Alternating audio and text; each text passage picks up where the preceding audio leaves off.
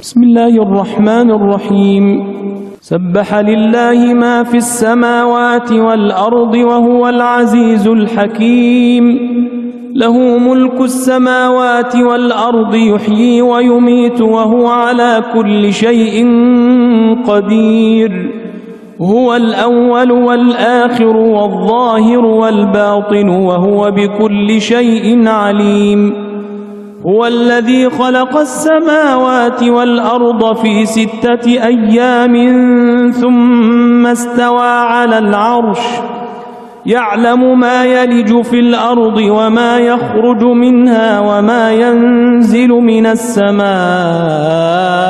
وما يعرج فيها وهو معكم أينما كنتم والله بما تعملون بصير. In the name of Allah, the most gracious, the most merciful. Everything in the heavens and the earth glorifies Allah, and He is the Almighty, the All-Wise. His is the kingdom of the heavens and the earth, and it is He who gives life and causes death. He is able to do all things. He is the first and the last, the evident and the hidden, and He is the all-knower of everything. It is He who created the heavens and the earth in 6 days, and then rose over the throne in a manner that suits His majesty. He knows what goes into the earth and what comes forth from it, what descends from the heavens and what ascends to it. And He is with you by His knowledge wherever you may be. Allah is the all-seer of what you do. له ملك السماوات والأرض وإلى الله ترجع الأمور يولج الليل في النهار ويولج النهار في الليل وهو عليم بذات الصدور آمنوا بالله ورسوله وأنفقوا مما جعلكم مستخلفين فيه فالذين آمنوا منكم وأنفقوا لهم أجر كبير. His is the kingdom of the heavens and the earth, and to Allah return matters for decision. He merges night into day, and merges day into night, and He has full knowledge of whatever is in your hearts. Believe in Allah and His Messenger, and spend of that of which He has made you trustees. And for such of you as believe and spend in Allah's way, theirs will be a great reward. وما لكم لا تؤمنون بالله والرسول يدعوكم لتؤمنوا بربكم وقد أخذ ميثاقكم إن كنتم مؤمنين هو الذي ينزل على عبده آيات بينات ليخرجكم من الظلمات إلى النور وإن الله بكم لرؤوف رحيم. And what reason do you have for not believing in Allah? But the Messenger invites you to believe in your Lord, and indeed He has taken your covenant, if you are real believers. It is He who sends down manifest proofs, signs and revelations to His slave Muhammad, so that he may bring you out from darkness into light. And surely Allah is full of kindness to you, the most merciful. وما لكم ألا تنفقوا في سبيل الله ولله ميراث السماوات والأرض لا يستوي منكم من أنفق من قبل الفتح وقاتل أولئك أعظم درجة من الذين أنفقوا من بعد وقاتلوا وكلا وعد الله الحسنى والله بما تعملون خبير. And what reason do you have for not spending in the cause of Allah? To Allah belongs the inheritance of the heavens and the earth. Not equal among you are those who spent and fought before the conquering of Mecca with those among you who did so later. The former are higher in degree than those who spent and fought afterwards. But to all, Allah has promised the best reward, and Allah is all aware of what you do. من ذا الذي يقرض الله قرضا حسنا فيضاعفه له وله أجر كريم يوم ترى المؤمنين والمؤمنات يسعى نورهم بين أيديهم وبأيمانهم بشراكم اليوم جنات تجري من تحتها الأنهار خالدين فيها ذلك هو الفوز العظيم. Who is he that will lend to Allah a goodly loan? Allah will increase it manifold to his credit in repaying it, and he will have besides it a good reward. On that day you will see the believing men and women with light running forward before them and by their right hands. Glad tidings for you on this day, gardens under which rivers flow, to dwell in forever. Truly this is a supreme success. يوم يقول المنافقون والمنافقات للذين آمنوا انظرونا نقتبس من نوركم قيل ارجعوا وراءكم فالتمسوا نورا فضرب بينهم بسور له باب باطنه فيه الرحمة وظاهره من قبله العذاب ينادونهم ألم نكن معكم قالوا بلى ولكنكم فتنتم أنفسكم وتربصتم وارتبتم وغرتكم الأماني حتى جاء أمر الله وغركم بالله الغرور فاليوم لا يؤخذ منكم فدية ولا من الذين كفروا مأواكم النار هي مولاكم وبئس المصير.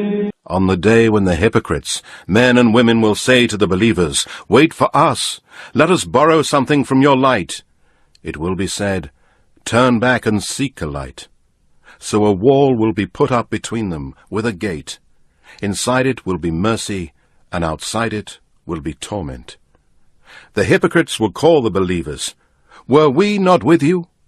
The believers will reply, "Yes, but you led yourselves into temptation, you looked forward for our destruction, you doubted in faith, and you were deceived by false desires, till the command of Allah came to pass.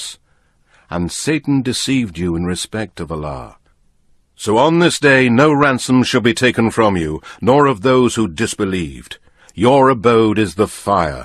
That is the proper place for you, and worst indeed is that destination.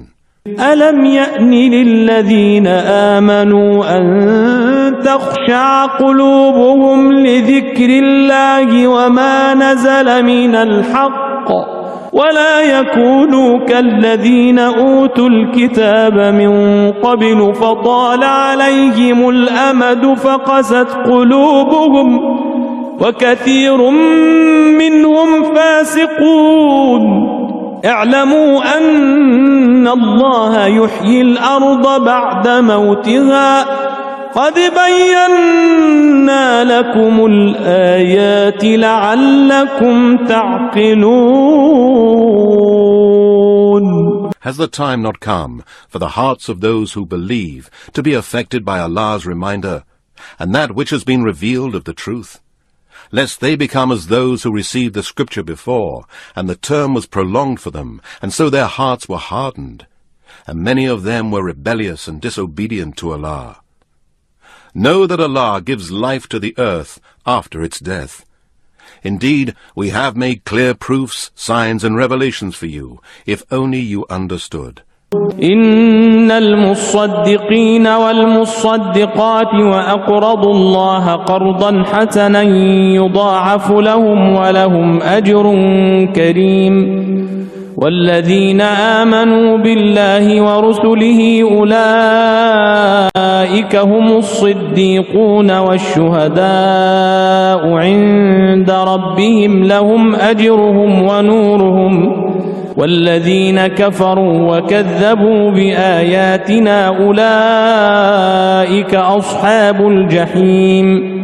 Surely those who give charity, men and women, and lend to Allah a goodly loan, it shall be increased manifold to their credit, and there shall be an honourable good reward.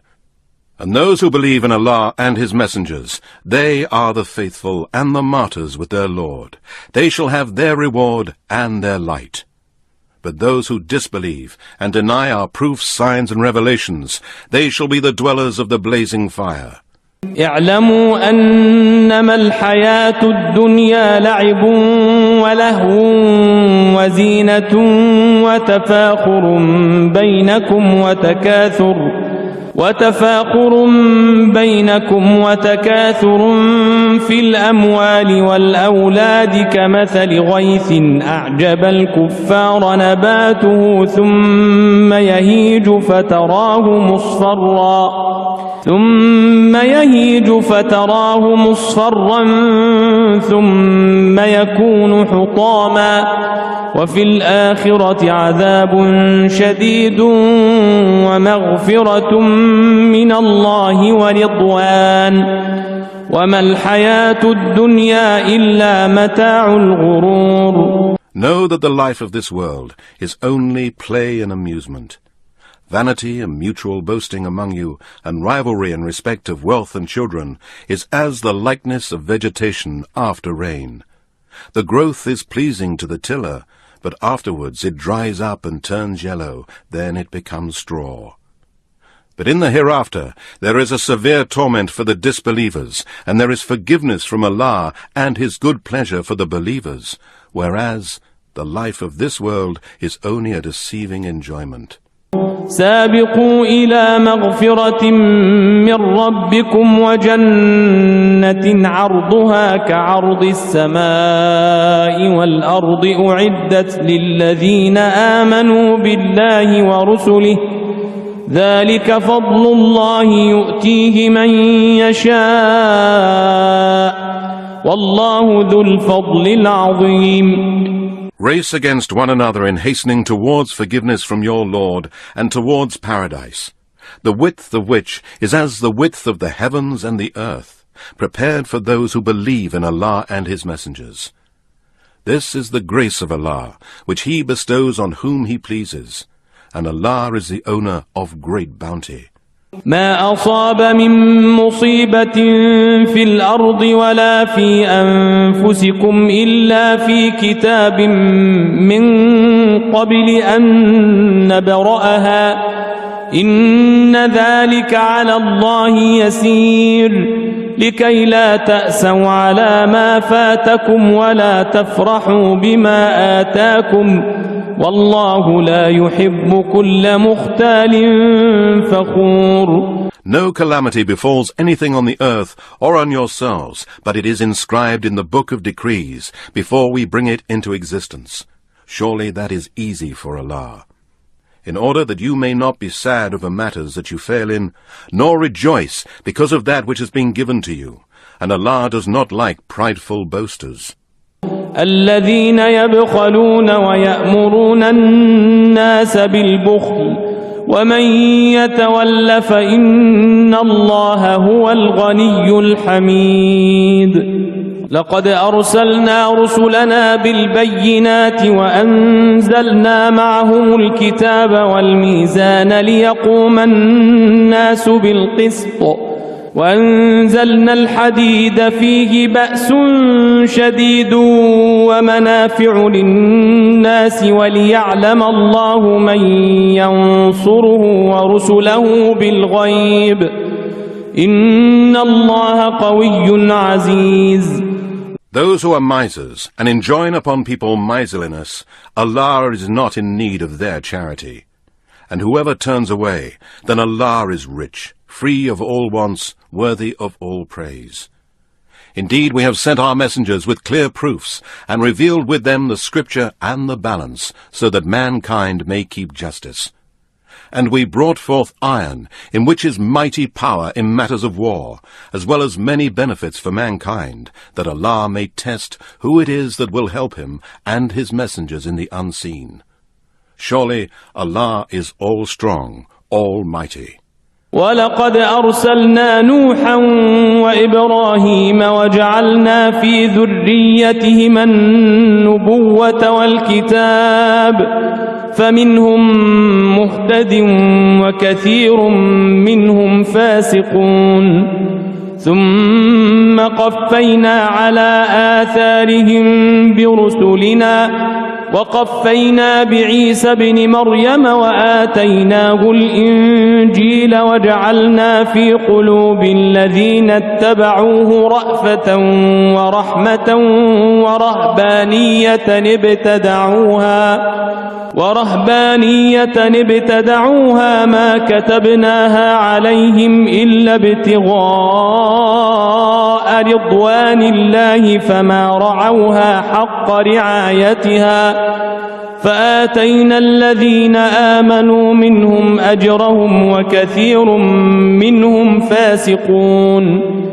And indeed, we sent Noah and Abraham, and placed on their descendants prophethood and scripture, and among them is he who is guided, but many of them are rebellious and disobedient to Allah. Then we sent our messengers after them, and we sent Jesus, son of Mary, and gave him the gospel, and we ordained compassion and mercy in the hearts of those who followed him. But the monasticism which they invented for themselves, we did not prescribe for them, but they sought it only to please Allah, but they did not observe it correctly. So we gave those among them who believed their due reward, but many of them are rebellious and disobedient to Allah. يا أيها الذين آمنوا اتقوا الله وآمنوا برسوله يؤتكم كفلين من رحمته ويجعل لكم نورا تمشون به ويغفر لكم والله غفور رحيم. لئلا يعلم أهل الكتاب ألا يقدرون على شيء من فضل الله وأن الفضل بيد الله يؤتيه من يشاء والله ذو الفضل العظيم. O you who believe, fear Allah and believe in His messenger. He will give you a double portion of His mercy, and He will give you a light by which you shall walk straight, and He will forgive you. And Allah is oft forgiving, most merciful. So that the people of the Scripture may know that they have no power whatsoever over the grace of Allah, and that His grace is entirely in His hand to bestow on whoever He wills. And Allah is the owner of great bounty. صدق الله العلي العظيم.